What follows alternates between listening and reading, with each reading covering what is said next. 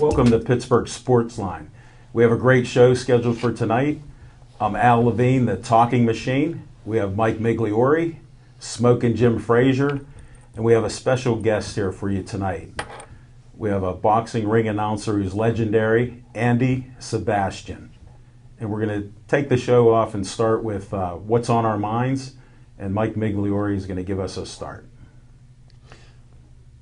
Well, on the way to the show tonight, I was listening to a particular sports talk station on the radio, and some yo-yo called in and said that it's time for Joe Paterno to retire. My question is why? I mean, Penn State's only, lead in the Big Ten. They're first in the Big Ten this year. The guy has not yet had an unsuccessful season. He runs a decent program. He's successful. He wins. He recruits. And while he might not be the top program in the Big Ten year after year after year, he makes a good showing year after year after year. Is Pitt ever as good as Penn State? Is West Virginia ever as good as Penn State? No. Penn State's solid. They're in the Big Ten. They're going to stay in the Big Ten, and they have a good coach. Let the man stay there as long as he wants to or until he dies, because nobody's doing any better. And ask yourself this. If you were a successful football coach, would you want to be the guy that replaces Joe Paterno? You wouldn't be there very long. Thanks, Mike. Let's go to Smokin' Jim. And I agree with Magic Mike that Paterno coach as long as you want to, buddy. You know, a lot of people think that the greatest football player to ever come out of Northern Colorado was Vincent Jackson, wide receiver of the San Diego Chargers. That's not true. In 1999, I scouted a young man who had nearly 50 career sacks. I thought could have been one of the all-time great defensive ends in a 4-3 defense in the National Football League. He sacrificed most of his career to play in the 3-4 defense. I'm talking about my main man, Aaron Smith of the Pittsburgh Steelers. Unfortunately for Aaron, his season has come to an end again on injured reserve. And I was going to tell Aaron Smith at some point this season that what I tell a lot of players is here's the time that you retire. It's not about the money. It's not about the fame. When you don't recognize yourself on film anymore, it's time to retire. I didn't recognize Aaron Smith from the opening preseason game. He just wasn't the same player. I hope now that he rides off into the sunset, spends that time with his children.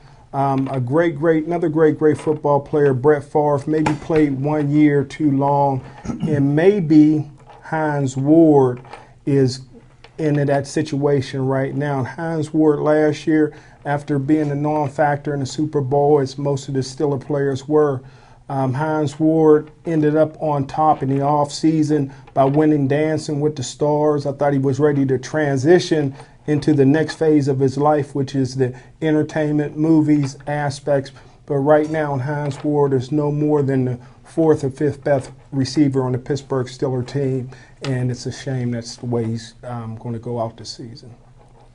Thanks for your points, Jim.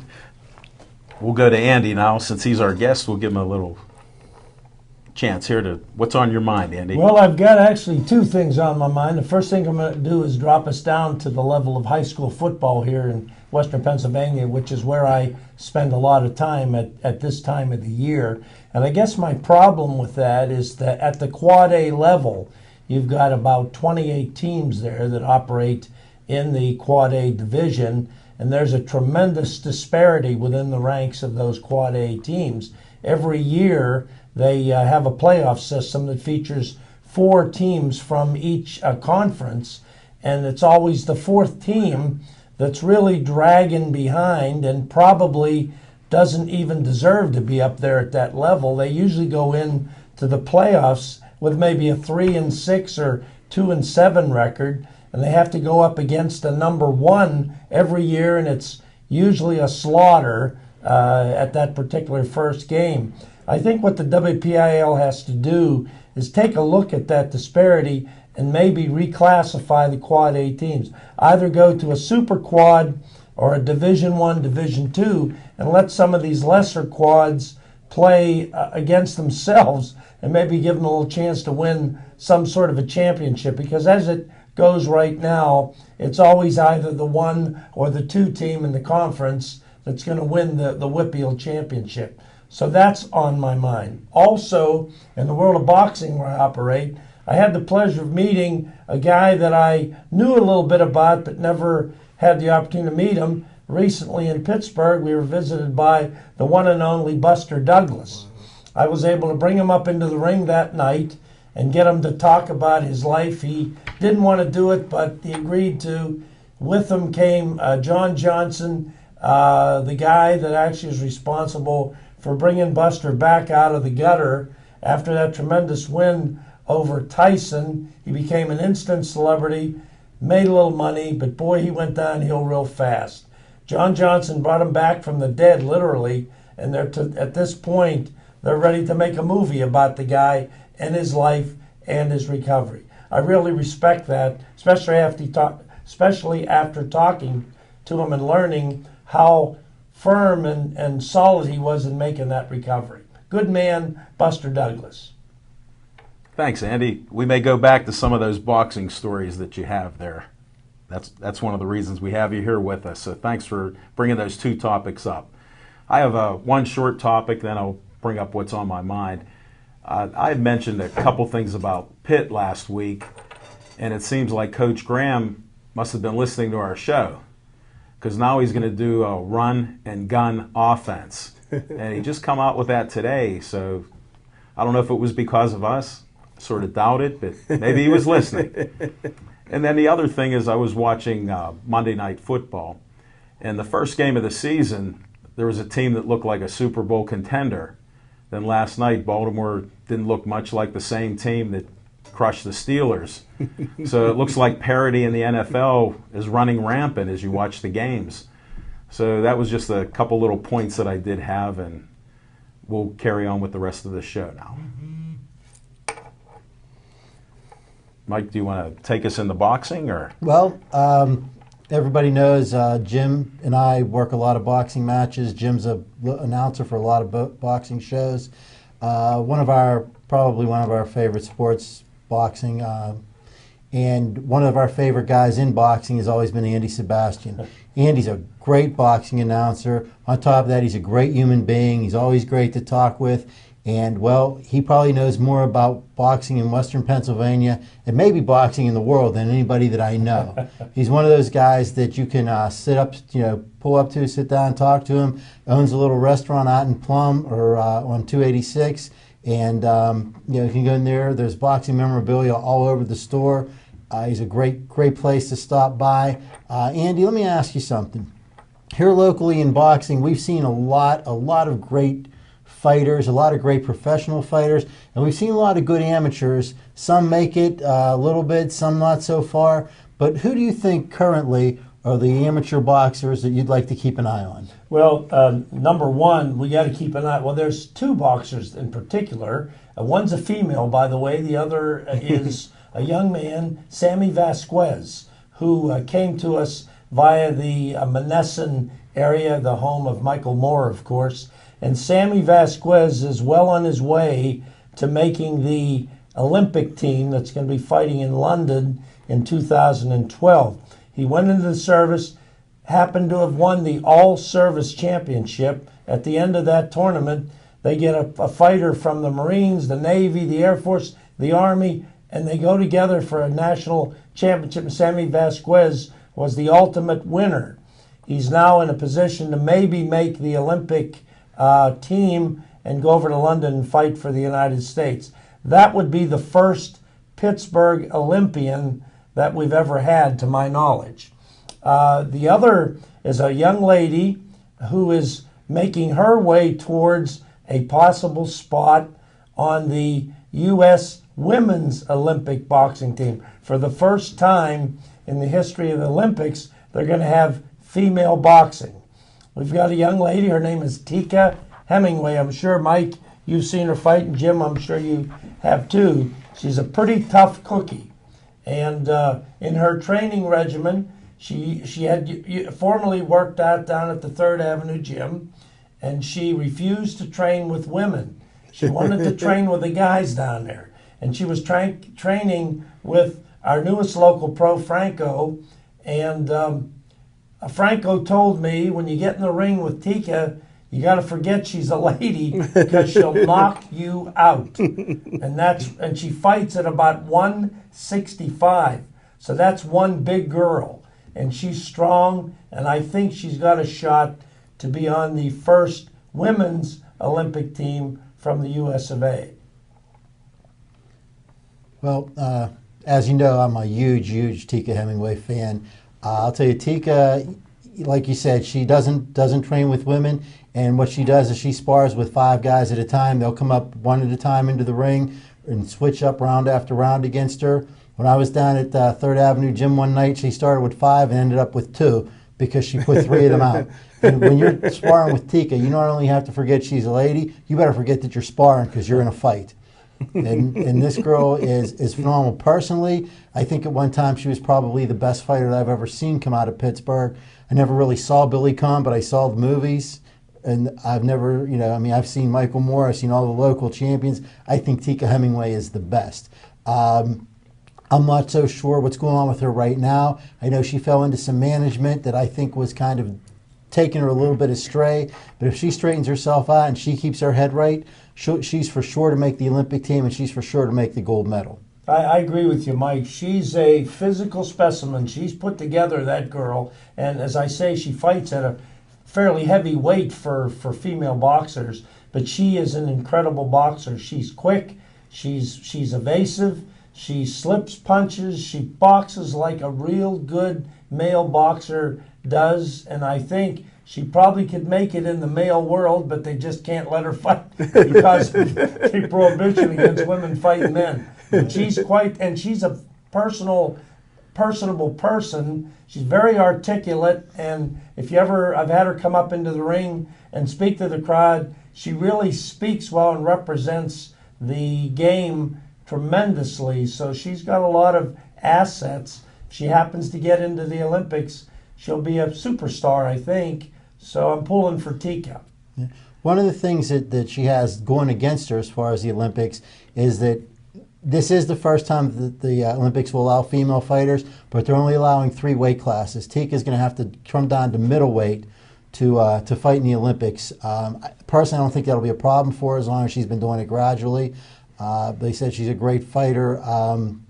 And again, one of only a few here locally that are pretty good. Jim, you watch a lot of fighters here locally. Who do you think are people to watch?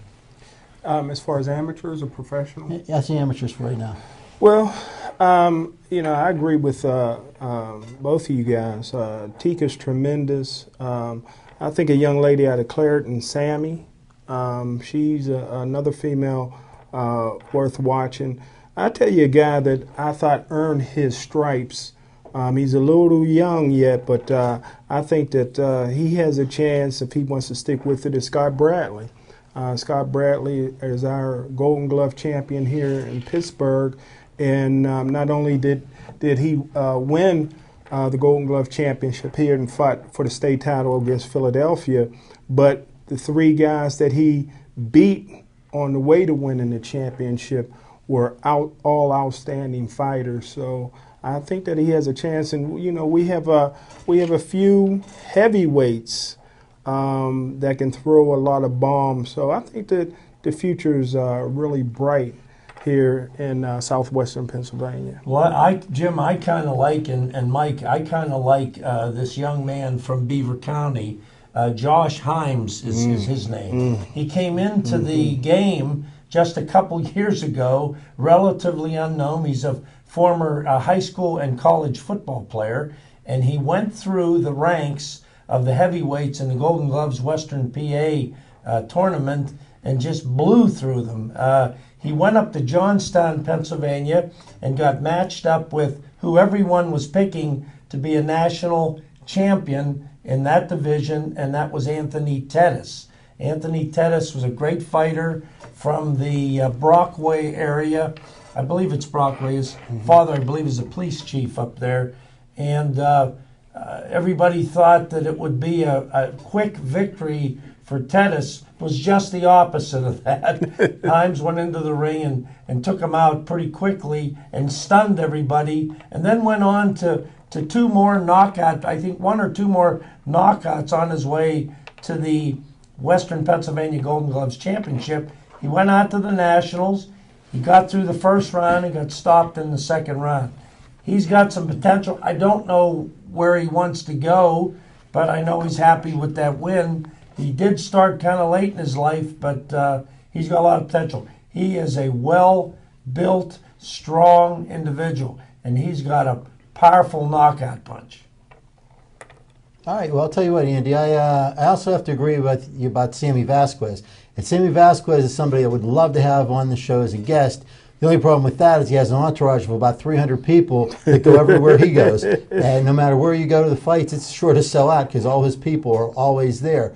Sammy's a really great talent, and I'm sure he'll do well in the Olympics also. Let me interrupt you for a minute, Mike, if you don't mind. You brought up a good point. I love announcing for Sammy Vasquez. As you said, they travel with these black and gold T-shirts, and all over the shirts is Team Vasquez.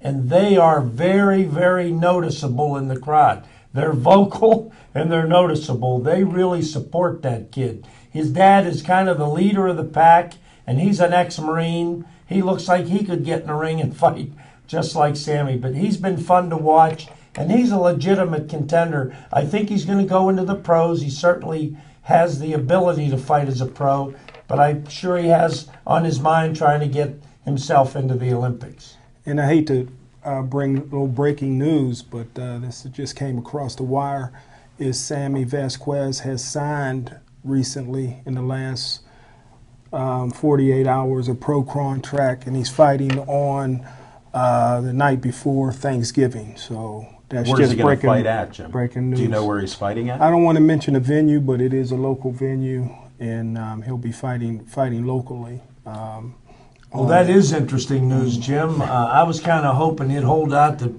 fight in the Olympics, but he's got the talent, he's got the ability, and now it's maybe time to cash in. I think that's probably what the motivation is. The opportunity's there. He's healthy, and he'll probably do well in the ranks of the professional boxers. And we have another young man who made that decision a couple years ago, Jesse Lubash. Mm-hmm. And Lubash is a former high school and college hockey player. He played his hockey at Duquesne University, and he was a good one. And he turned pro, and he was a state champion, along with his brother, by the way. His brother Jimmy and he both won the state Golden Gloves together. That was kind of a neat thing. But he turned pro, and he's well on his way, too, to a very successful professional career. And Mike, at least we know people are watching. They text me the information about Sammy. So. Well, that's great. We're starting to get a little contact from out there.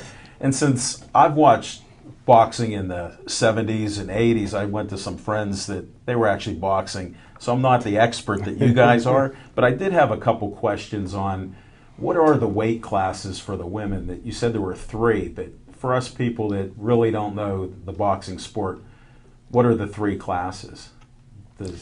You want to tell us? So I don't know where to start. I believe it's going to be lightweight, welterweight, and middleweight. Okay. Now that's only for the Olympics, like the Mike Olympics, said right. before. Right, but I mean that's new to me, and it might help some of the people listening that have that interest now that you have women in the Olympics, which is an interesting concept. And then Andy was touching on hockey at Duquesne. Well, I have to tell you, I did go to the Consol Energy Center, and I saw a game with the city game.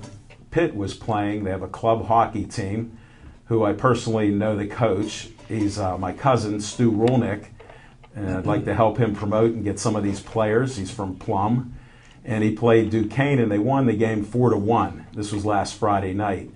And they're going to play again December 30th. I think it's against Robert Morris, one of their teams out there. And that'll be December 30th in the Consol Energy Center. And Al, I think Stu, there haven't been too many professional hockey players come out of Pittsburgh. One of them being a Plum kid, R.J. Umberger, and I believe Stu had something to do with his coaching while he was playing at Plum High School. Well, he told me he did have a little bit to do, but of course he's such a natural talent and he's such a nice gentleman. He still comes back and visits the school, and even contacts Stu and other people around the neighborhood. So he is a really good guy. And it is such a small sports world. Look, we're talking boxing, and somehow we ended up the club hockey here now. So who knows where we'll go next on this.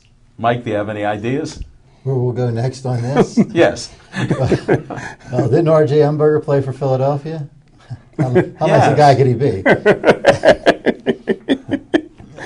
Actually, I understood. Yeah, I understand he is a very nice guy. We talked a little bit about the local amateurs. We also got a lot of great local pro fighters, and Pittsburgh is really is a great boxing town. I don't know if you guys know this. I know Jim does. I'm sure probably Andy does now, but the rest of you, at one time, every world champion in boxing was from Pittsburgh. Wow. In every weight class. Pittsburgh has quite a history, going back to guys like Harry Greb, and then all the way up through Billy Conn, and now, like I said, now recently, people that we've talked about, Tika Hemingway. We've got a lot of great pro fighters from here also. My personal favorite, I think Monty Mesa Clay is the most exciting boxer that I've ever seen. And I've watched boxing, like Al said, through the 60s, through the 70s, through the 80s, and I think Monty Clay is absolutely the most exciting boxer that I've ever seen. I think he's fallen into like poor management. I don't know why he's doing house shows at the casinos. If I was his manager, I'd have him fighting for a title on pay-per-views within a year. But I think Monty's a great fighter. I said maybe not he might not win the championships, but he's an exciting fighter, and he makes for an exciting fight no matter who he's fighting. Paul Spadafora from Pittsburgh seems to. He's fighting, but it seems like he's not quite getting that big fight. We've got a lot of upcoming guys like the Lubash brothers, Rod Salka, and just a lot more. Andy, who do you think are the good pros to watch these days? Well, I kind of agree with you too, Michael. Monty Mesa Clay is a great fighter. I had the pleasure of watching him play football, by the way, too. Wow. He was one of those little scat backs that Woodland Hills High School has become famous for. So he was a neat little football player, and he fit the mold of that little quick running back that Woodland Hills always seems to have plenty of. And then turned into boxing, and he's done well. He's also another very special sort of a guy. Anytime I've been to a fight that I've announced, he comes up into the ring, he talks to the crowd, he's very articulate, and then you ask him to stick around, he doesn't run out of the building. He stays, he signs autographs, kids jump on his back. It's an incredible demonstration of how he's given back to the game. So he's truly a champion in my mind. And I agree with Michael. He needs a little bit of some sort of a boost in management because he's being mismanaged a little bit, in my opinion, too. He's getting the wrong fights, but he does perform. Does perform well. And I definitely agree. Monty Mesa Clay, which makes him so exciting, and like Mike said, is not only does he give you 3 minutes every single round, but he also has a unique style. He has his own style, and it's hard to figure out. And I just think that, he wears a T-shirt now that says, "In God's appointed time." And that's when, it'll happen for him down the road. I think a lot of people that watched him in the amateur days would not argue that the greatest amateur fighter of that era was Vaquan Kimbrough, who is not yet retired. Does anybody think that maybe Vaquan would have a chance against Monty, being that he was the better amateur? Well, I always liked Vaquan as well. They were stablemates for a while. There was some sort of difficulty in the management, and they sort of moved apart from each other. Vaquan stayed down in West Virginia with Mountaineer Boxing, and Monty came back to Pittsburgh. I would love to have seen that fight. I don't expect it to happen now. I think they've gone so far away from each other now. I don't think it's going to happen. It certainly would be a good fight because they are friends, but they are competitors as well. I like Frequan, but if my money's on anybody, it's on Monty. I think Monty throws punches in bunches. He's got the best flurry of punches of any boxer I've seen. When he starts throwing that flurry, you're going to get 4, 5, 6 shots before you even know what happened. Yeah. Andy, I had a question. If somebody was interested in getting started with boxing, where are the local clubs for these young people to go to? Because maybe somebody's just turning in or they hear about this and they want to know, where do they go to start training? Well, if you're interested in sending a young person, male or female, by the way, there are a number of clubs in the city and in the suburbs. Excuse me. The Police Athletic League probably leads the league in terms of facilities. Jim Savetic is the director of the Police Athletic League, and they've got gyms all over the place, including several of the suburbs. They've got one out in Plum. They've got one in Punxsutawney. They got one up in Elwood City, and then they're in and around the city quite a bit. And it's a good facility to go to, and if one wants to box and learn the system, you actually can box and learn for free at the Police Athletic League gym if you're serious. Now, if you're in there for anything other than dedicating yourself to it, they're going to toss you right out. But to get the training that you might need, yes, the Police Athletic League's a good starting point. And then throughout the city, you've got some really nice clubs. You got South Park Boxing. Oh, yeah. They train out in the South Park area. You got Carrick Boxing Academy up on Bronzeville Road. You got Steel City Boxing. You have Homestead Boxing Club. So they're around and very willing to work with kids. Mark Mackey has the Exercise Warehouse in Bloomfield. So there's a lot of facilities to learn how to box. And they do welcome females as well. Now, those are interesting things. I know a lot of people, that have kids that want to work out and stay in shape and even to defend themselves. So that could be a great opportunity. Do you just call the police academy and try to set up an appointment to go there then? Well, you can find the Police Athletic League, PAL, they're known as, and they have contact information, and they can direct you to a facility that they're working with. Now, the Police Athletic League has to endorse and certify a facility, and I believe there's around 8 of them or so in and around the Pittsburgh area. So, yeah, just contact the Police Athletic League, and you can get yourself set up.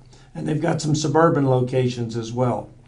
I'll tell you, if I had a kid that wanted to box, I would contact either Darren Dolby or Dan Shaw. These guys, their facilities might not be quite as pretty as the Police Athletic Leagues or some of the other places that you mentioned, but they'll teach your kids to fight. Teach them to box. They'll teach them some discipline. Darren Dolby trained Tika Hemingway for a long time. I think they call him Coach D. Dan Shaw trained Jaquay Lutz, who's another nice fighter. Those two guys they're very dedicated to what they do, and they're teachers. I think that's a good place to start. And you can find Dan Shaw, by the way, out at the James 516 Boxing Club in Tarentum, Pennsylvania, and there's a great guy as well. That's a nice facility. That's where Jaquay Lutz honed his skills, who's now one of our local pros that we actually forgot to talk about, and he's got a good future. He was an interesting amateur for me to see because he had an unbelievable knockout punch as well. He would take, at the amateur ranks, I'd see him take a beating for a couple rounds. Not a beating, but he would be losing, and then he would finish it off in the third round. It was always sudden, and he was victorious. So he was a good, and I think he's undefeated as a pro now. He might have had 2 or 3 fights so far. Andy, what weight class is he in? Jaquay fights, I think, cruiserweight. Am I right, Mike? Yeah, he's a cruiserweight, somewhere around 170-something, which is a dangerous weight in the world of boxing because those guys are big and they're quick, too. So you better know what you're doing. You get in that cruiserweight division or that middleweight division. You're dealing with people that can punch and they can fly.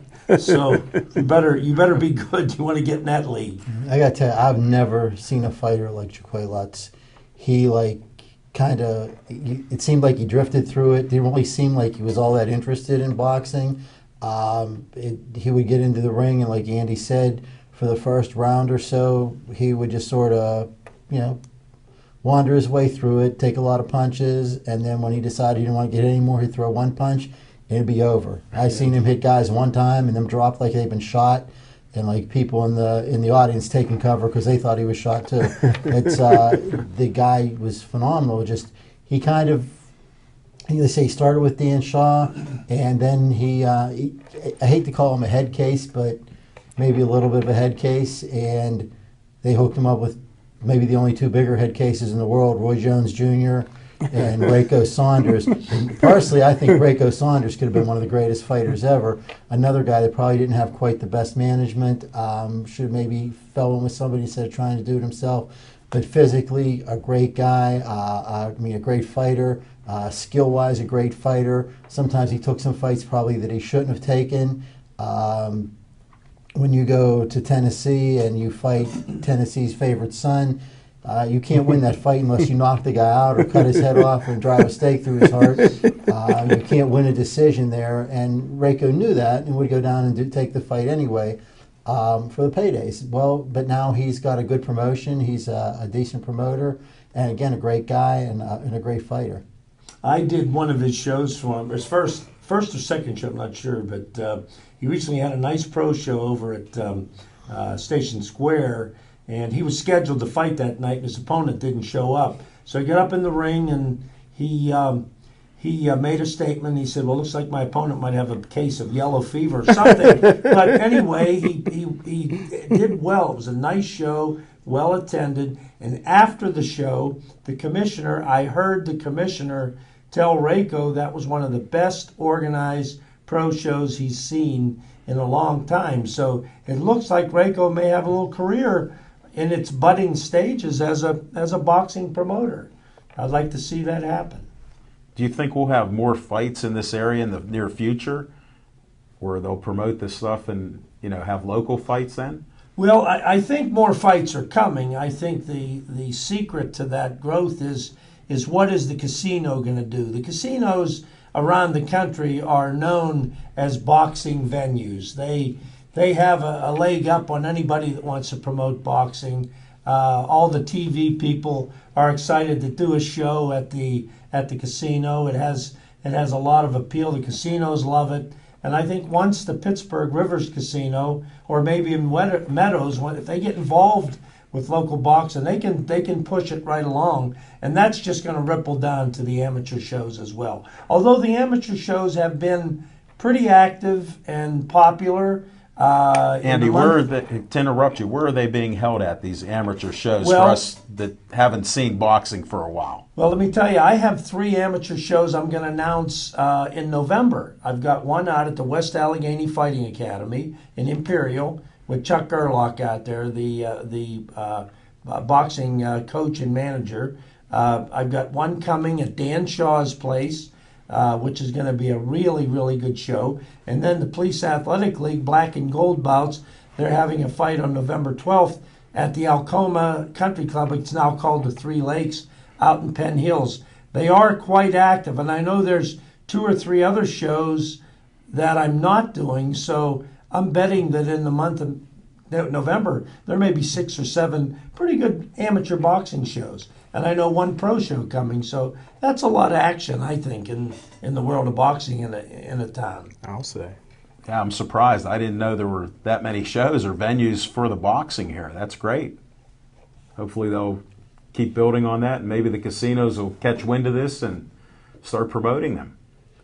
Well, for the amateurs and the Golden Gloves and stuff, you can pretty much do them anywhere. You can put them in a parking lot, take them out to the fairgrounds out in Butler. There's been a lot of places that these fights have been held, and then there's the local gyms like the James 516 that Andy talked about earlier. For the pro fights, there's the Rivers Casino. Stage AE is probably going to be a venue for some pro fights in the future, and I wouldn't be surprised if the Console Energy started to pick up some decent fights. They're starting to become a pretty popular venue for a lot of different things. And what's the difference between some of the different organizations? I hear the terms, a lot of people ask me about the Golden Gloves, the Silver Gloves, the USA Boxing. Well, the Golden Gloves is the largest sports tournament amateur level in the United States ever. It's also the oldest tournament in the sports world. It started, I believe, in Chicago. I'm trying to think of the gentleman's name. He was a sports writer back in the 20s, I think, and it's never missed a year since that time. It originally was set up for New York to fight Chicago, and they were going to have a little sort of inner-city competition there. And then that kept growing, and all of a sudden you got this huge national tournament now that literally features every state in the United States. So that's the biggest of all the amateur tournaments. Now you have the USA Boxing Organization, which oversees all of amateur boxing in the United States. They run their own tournaments as well. Silver Belts is a competition more or less to the Golden Gloves, but not nearly as big. And that's becoming a pretty good event. So that kind of puts it in perspective. When it gets the national look or national attention, it's the Golden Gloves that. And if you go through the ranks of the gloves, you'll see a lot of former world champions that came up through the Golden Gloves, including one of my favorites, and that's Muhammad Ali. Wow. Formerly Cassius Clay as the Golden Gloves champion. Well, since you went there, Andy, we talked about all the local guys. Who are the best of all time? Well, in my opinion now, the best local pro I ever, I'd say, known about, I didn't see him fight. My dad saw him fight, was Billy Conn. Wow. I think Billy Conn had the opportunity to knock out the greatest fighter of all time in his era, and that was Joe Louis. And he was winning the fight, and we talked about this too. He was winning the fight throughout the entire length of the fight. He went back to his corner. His trainer told him to just dance with Joe Louis the next couple rounds, and you'll win this fight.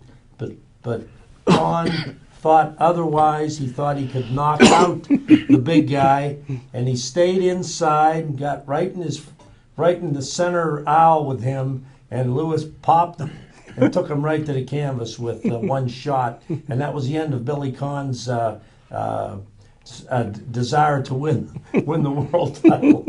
That happened to Michael Moore too. Yeah. Yes, sir. He got in the ring with George Foreman, and he was beating the heck out of him, and thought he could knock him out. Well, if you stand in front of Foreman too long, you're not going to be standing too long. And he got clocked by Foreman in that fight as well. I got to tell you a quick Billy Conn story. I went to school with his son, by the way. I'm a Central Catholic guy. And in Billy's retirement years, he lived over in the Squirrel Hill area around Beechwood Boulevard. There was a little convenience store on Beechwood Boulevard where he used to walk at night to get his cigars. Mm-hmm. As he goes over there to pick up some smokes, he's in the place at about 11 o'clock at night. He's standing at the counter. In comes a robber with a gun. He points the gun at the cashier. Now, standing to his left is Billy Conn, the world champion. Well, Billy took one shot at the guy, caught him in the side of his head, broke his jaw, dropped him to the floor. When the cops came, he was still unconscious. So that was a story that followed Billy Conn for a long time. Great story. Thanks for sharing that with us, Eddie. That is a great story. There's a lot of those Pittsburgh legends here that have boxed. I had a question for Mike. Where did you start your boxing career at? Why, I used to go to a place in Wilkinsburg called Volker's Gym. Oh, yes. And I boxed in the Golden Gloves at the John Bassalone Club on Larmer Avenue when I was like 11, 12 years old. And that was my boxing career here. I did box in the Navy a little bit. And I don't know, if you're going to accept this or not, but the whole time I was in the Navy, Sugar Ray Leonard ducked me. Every time I was getting ready to get out of the Navy, he'd retire, every time I'd re-enlist, he'd come out of retirement. And you might call that a coincidence, but it's true. You can check it out. I think I call it a coincidence and a little embellishment on your part, possibly. What do you know? Anyway, yeah, that's something about the Billy Conn story. If that would happen today, that robber would probably have sued the boxer and made a lot of money off of it. Times have changed a lot. Well, as far as now, you said during your story, you mentioned Joe Louis is the greatest heavyweight ever. I don't his know. era. He said of his era. I don't think. I think Muhammad Ali was the greatest ever in any era. I think he was a draft dodger and a coward, but that's beside the point. I think that he was definitely the greatest heavyweight fighter ever, but not necessarily the greatest fighter ever. And maybe sometime in the future we could sit down and go through all that, and each of us kick out who we think are the 10 best fighters of any weight class of all time. Well, that would be a very interesting task to do, because, boy, there are some classic fighters out there over the years. I had the pleasure of meeting and talking to Roberto Duran, Hands of Stone, the famous fight with Sugar Ray Leonard in Montreal when he got on the cover of Sports Illustrated with the famous No Moss. And I did question Roberto about that statement, and he denied it vehemently. He said, I did not quit that fight. He said, and incidentally, I have a magazine with that picture of him sitting on the stool saying No Moss. He wouldn't sign it. He said, I don't sign anything, autograph anything for No Moss, because I did not quit that fight. The hotel I stayed in made me sick. Food poisoning. He said, I could not get out for the round when I was sitting on the stool. I said, that's it, I can't do this. I was sick. He said, I'd have spilled my guts all over the ring if I would have went out there. So he's convinced that, although he did say Leonard was beating him at that fight, but he said, I wouldn't have quit ever. You know, I have no problem believing that somebody might have poisoned him before that fight, because I think Ray Leonard was one of the most protected fighters of all time, and maybe one of the most overrated fighters of all time. And one of the things that I'll point to show you that he was very protected is that he won one fight against Donnie Lalonde, and they gave him 2 championships in 2 different weight classes for that one fight. Now, that is true. Wow. And how does that work?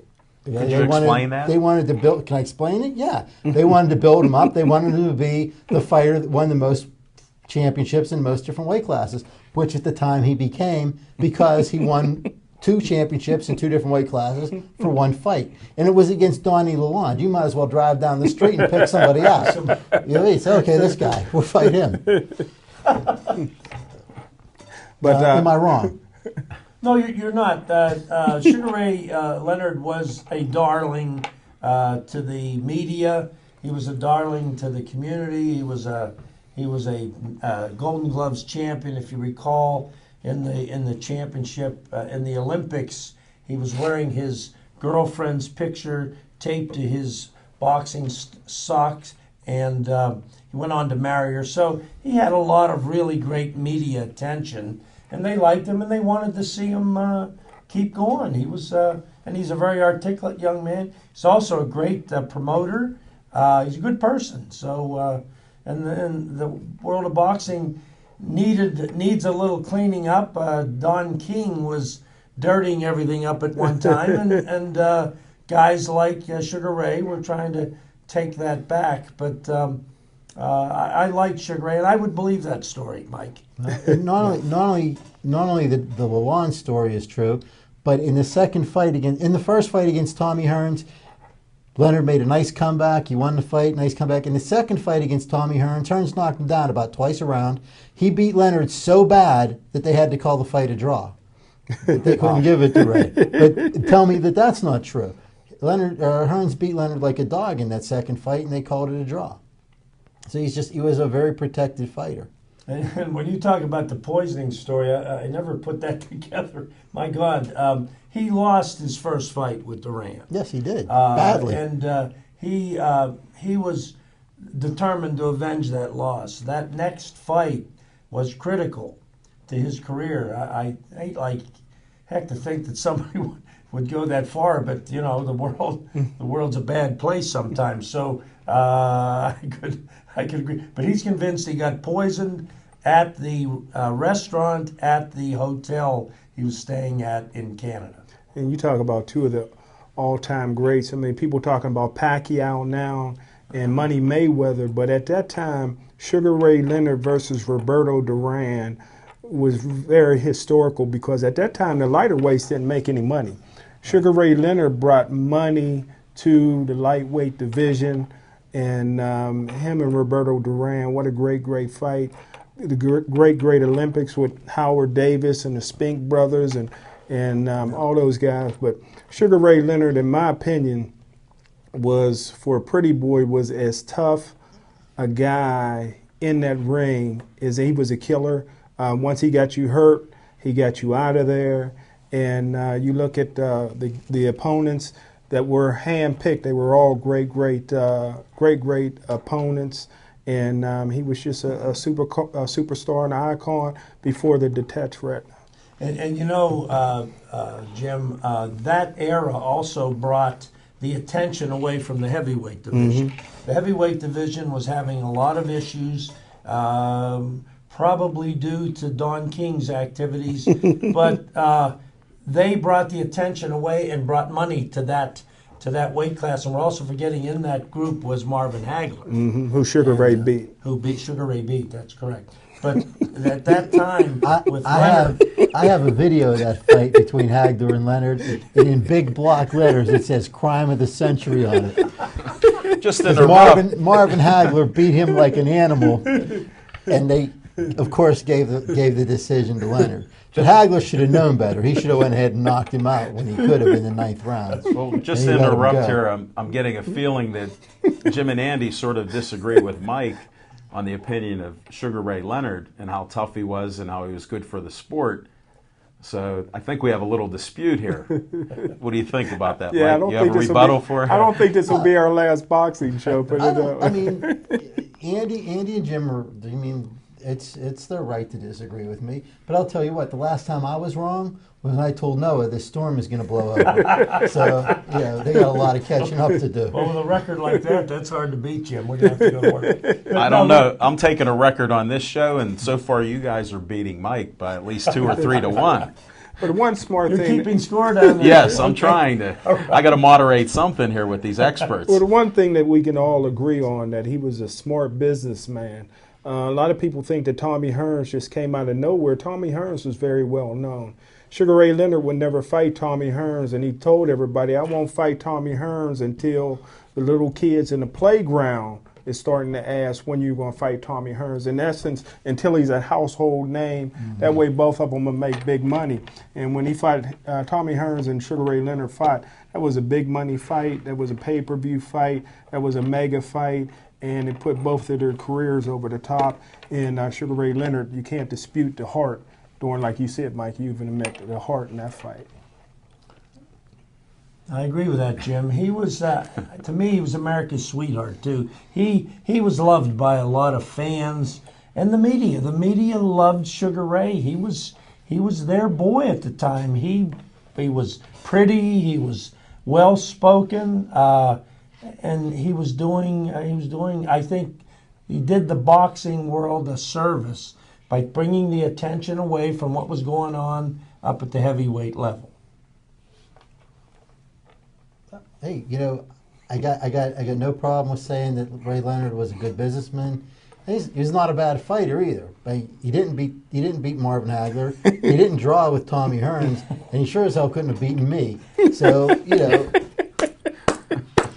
that's good. He was a smart guy. He stayed away from me. I don't blame him. You're still sticking to that ducking you story? Absolutely. I can show you the I want to see some dates. documentation on Dates. that. Let's see some documents. Aside from Ray Leonard, though, you brought up Marvin Hagler. I think Marvin Hagler was a great fighter. He was dominant in his division. Roberto Duran, another great fighter. He's dominant in his division. At that time, there was a lot of great lighter fighters. I like guys like Bazooka Limon, not quite as successful. Pepino Cuevas was one of my all-time favorite guys to watch. Again, always exciting, always great fights. Wilfred Benitez, another great fighter. There were a lot of good guys to watch during that time. But on on previous shows that we've talked about, I think probably the golden age of boxing in the heavyweight weight class was the 70s.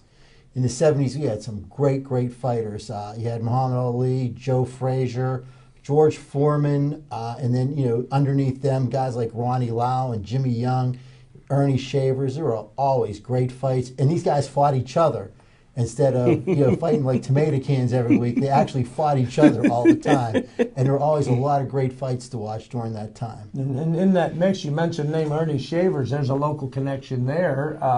Ernie, I believe, trained in Youngstown, Ohio. Am I correct? Or Steubenville, something like that. So Shavers had a pretty good local following as well. But I'm going to answer the question we talked about before, Mike, because I think I know what I think. The best fighter of all time, in my opinion, was Muhammad Ali. And I'll tell you why. He predicted what he was going to do.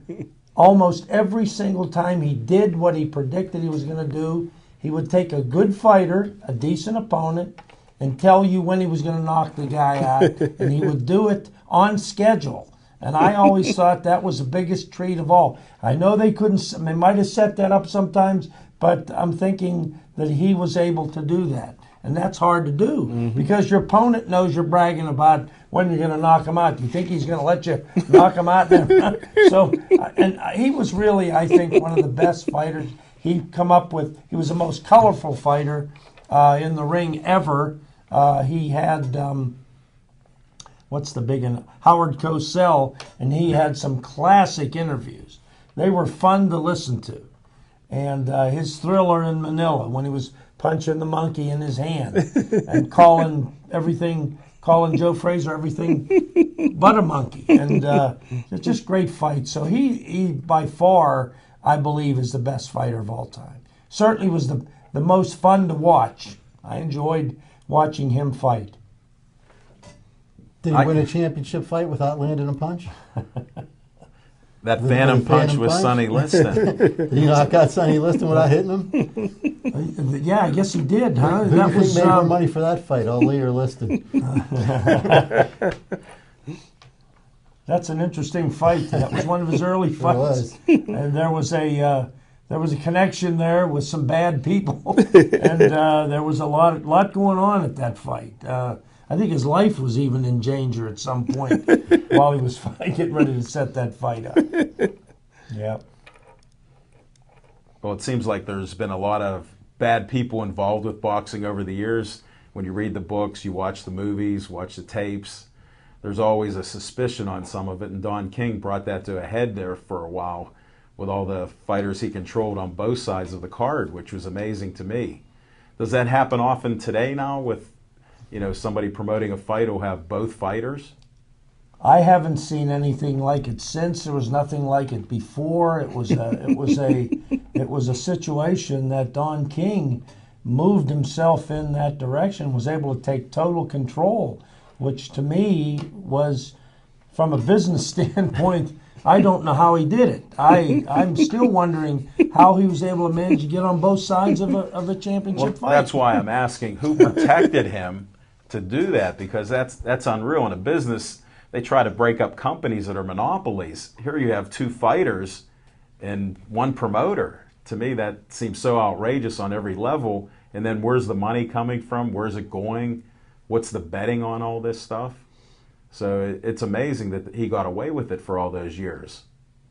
Well, he had free run. There's no doubt about it. He reigned all over boxing for a long time. He was able to get the confidence of his fighters, the ones that he actually had management control over. How that happened, I don't know, but he was able to run their careers. He ran some of them out of money. I know that, and that wasn't pretty. I guess the two Spinks brothers are the best example of somebody cleaning them out, so to speak. I know that one of the Spinks brothers wound up world champion, wound up being a security guard at a McDonald's in East St. Louis. Wow. So you hear so many of those sad stories. I mean, that is terrible. With all the effort, all the work they put in there, like you're saying, it's just a shame that that can happen to somebody like that. They get totally taken advantage of.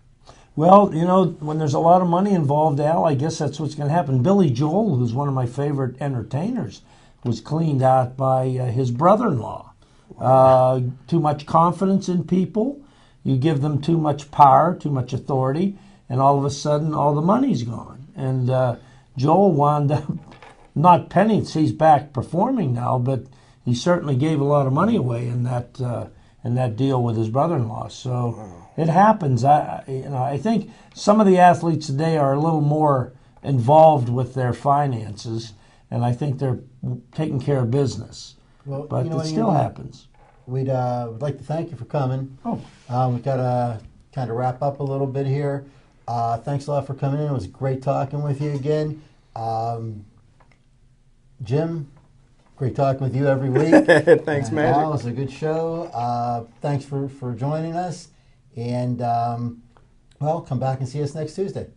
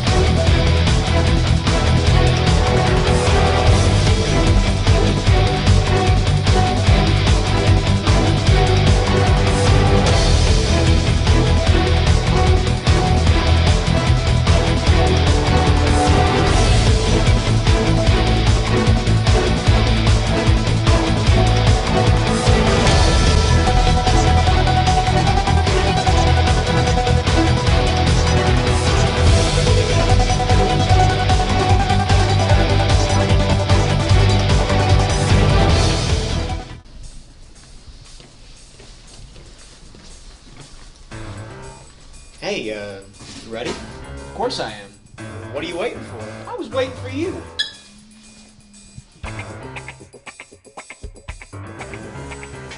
So we're gonna continue the puppy thing real quick.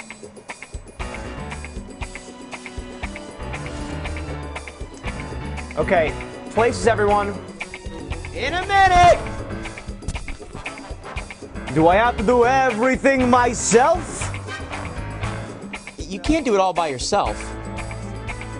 I have to say, sure I can. No, he can't. And neither can I. So why don't you come on down to BPTV and help us make some of the great community programs you see on this station every day. Yeah!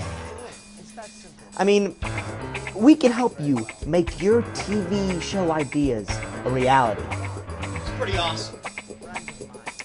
So come on down. I mean, I am pretty good, but I'm sure I can use your help.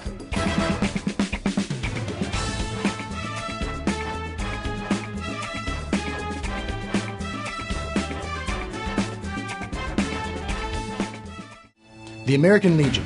We're a powerful force for the nation. We're the largest veteran service organization in the nation, with 2.5 million members. And when you add to that the American Legion Auxiliary and the Sons of the American Legion, we have a family of 4 million members, working hard every day for our veterans, our youth, and our communities. Go to legion.org to find out more about the American Legion's commitment of service to America.